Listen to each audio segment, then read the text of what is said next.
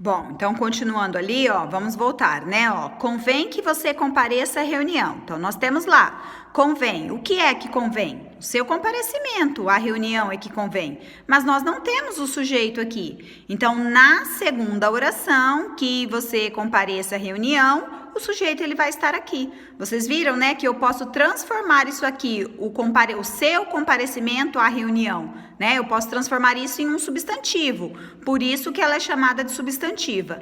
E aqui ela vai ser classificada como subjetiva, por quê? Porque ela vai exercer a função de sujeito da outra oração. Tá?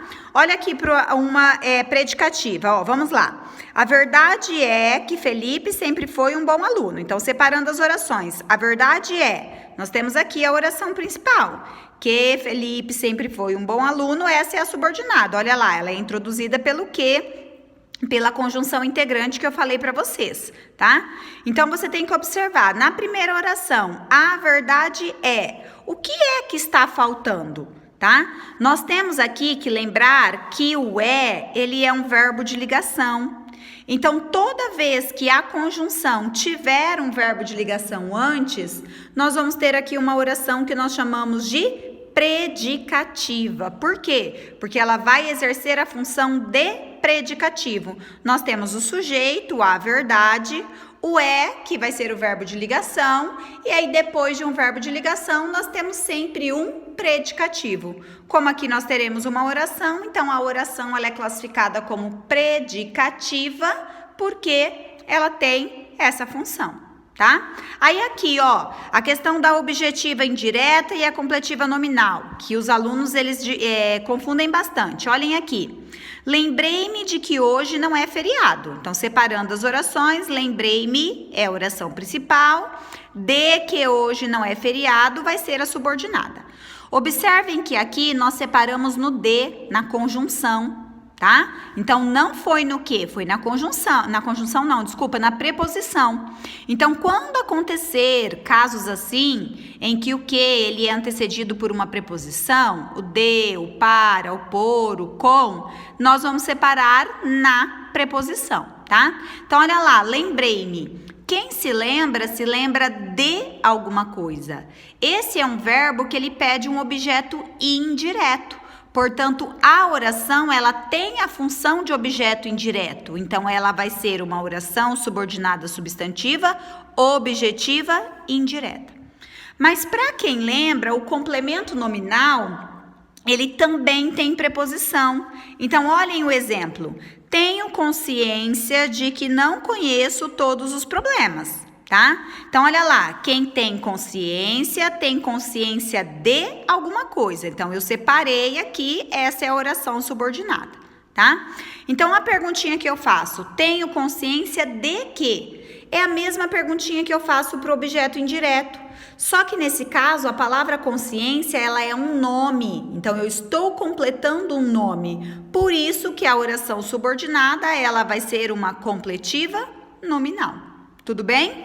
E a última oração, que é a positiva, a oração subordinada substantiva positiva, ela é a mais fácil. Por quê? Porque ela, antes do que, ela sempre vai apresentar os dois pontos. Tá? Então, a função de aposto, que é aquela explicação, desejo aos noivos uma única coisa. Eu vou explicar o que eu desejo. Então, olha lá, usei dois pontos e aí depois vem a minha oração subordinada, tá? Então, essa é a mais fácil. Quando vocês visualizarem a conjunção antecedida pelos dois pontos, vocês já sabem que vai ser uma oração subordinada substantiva a positiva. Tudo bem? Bom, então esses são os tipos, né? Essas são as classificações dessas orações subordinadas substantivas, tá? Lembrando sempre que vocês vão observar a oração principal e aí, de acordo com a oração principal, vocês vão ver o que está faltando para classificar, então, a oração subordinada substantiva, ok? Bom, para fixar esse assunto, para fixar esse conteúdo, vocês vão fazer o roteiro de aula na página 198, tá? Que vai pedir para completar lá com as informações relacionadas às orações subordinadas substantivas e farão também os testes, tá? Tirando aqueles 4 que eu já havia pedido na aula anterior sobre orações coordenadas, todos os outros testes vocês podem fazer, porque eles vão cobrar de vocês o conteúdo de orações subordinadas substantivas ou a questão da leitura e da interpretação, tá? Então, façam os exercícios, tirem uma foto, me enviem. Se vocês quiserem colocar a resposta dos testes lá na parte do roteiro de aula também, assim como vocês fizeram na aula anterior, não tem problema, né? Uma quantidade maior de testes, mas podem colocar também lá só as respostas, né? Por exemplo, no 5, letra A, 6, letra B. Podem colocar também só o gabarito, ao invés de ficar tirando foto de todas as páginas. Eu acho que é mais fácil para vocês. E aí, tirem uma foto só da página do roteiro de aula, tá?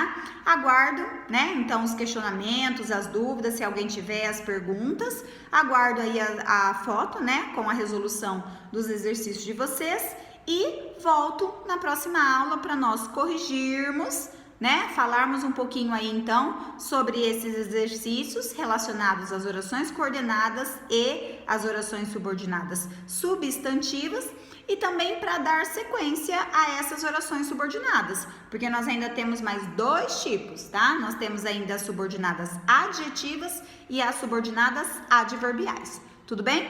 Mas esse assunto vai ficar para a nossa próxima aula, ok? Até a próxima!